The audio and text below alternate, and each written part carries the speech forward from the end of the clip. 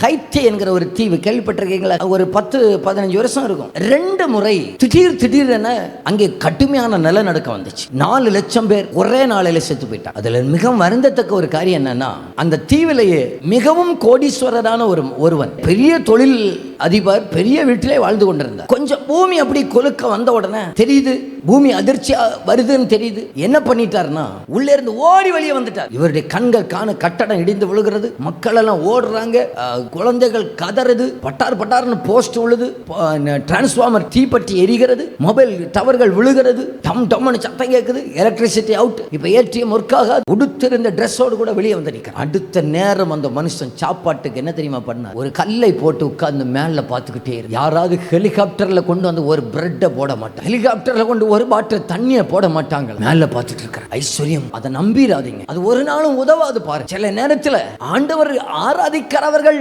என்பதை அடையாளப்படுத்துவதற்காகவே ஆண்டவர் நம்மளை ஐஸ்வர்யமா வைப்பார் பாரு. ஆனா அதை மட்டும் நம்பிராதீங்க. கோவிட் காலத்துல நமக்கு தெரியும், கோவிட் காலத்துல ஒரு மனுஷன் கையில 4 லட்சம் ரூபாயோட போனார் ஹாஸ்பிட்டலுக்கு. 4 லட்சம் ரூபாயோட ஹாஸ்பிட்டலா போய் கேட்கிறார், ப்ளீஸ் எனக்கு ஒரு ஆக்சிஜன் சிலிண்டர் தாங்க, ப்ளீஸ் எனக்கு ஒரு பெட் தாங்க, கீழே நானும் படுத்துக்கிறேன், ப்ளீஸ் எனக்கு ஒரு ஆக்சிஜன் சிலிண்டர் தாங்க, காசு உடனடியாக கொடுக்கிறேன். பெட் இல்ல. ஐஸ்வர்யம் இருக்கிறதுனால எல்லாம் நல்லபடியா நடந்துராது. அது கர்த்தருடைய ஆசீர்வாதமாக இருந்தாதான் ஐஸ்வர்யமே அதுவும் ஒரு ஆசீர்வாதமாக மாறும். கையில காசு இருந்ததுனால எல்லாம் நடந்துரும் நினைச்சிட கூடாது. கையில காசு இருக்கிறதுனால அல்ல, அவருடைய கிருபை இருந்தாதான் எல்லாமே நடக்கும்.